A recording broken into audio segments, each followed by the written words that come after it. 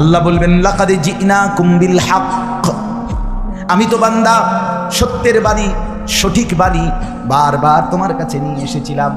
একবার বেলায়েতুল্লাহ বলছে, একবার আনিসুর রহমান বলছে, বারবার বারবার বারবার আমার কত বান্দা দিয়ে, কত ইমাম, কত খতিব, কত আলেম, কত বুজুর্গ দিয়ে আমি তো সত্যের বাণী, কোরআনের বাণী, এই জাহান্নামের কথা বারবার তোর কাছে বলাইছিলাম বান্দা।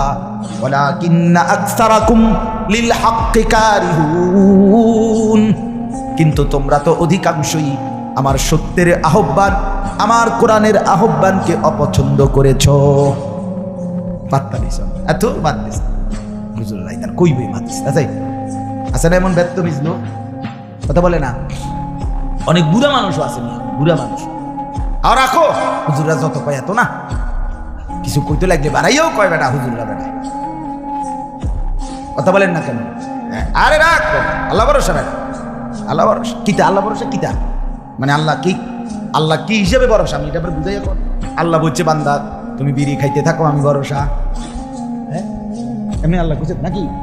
তুমি টেলিভিশনে নাচ গান প্রত্যেক দিন বিকালে নর্তকী দেখো আমি ভরসা, এটা নিয়ে আল্লাহ কইছে।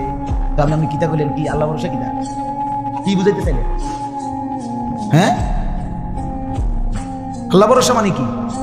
মানে আপনি গুনার উপরে মৃত্যু পর্যন্ত টিকে থাকবেন আর আল্লাহ ভরসা, এটাই না?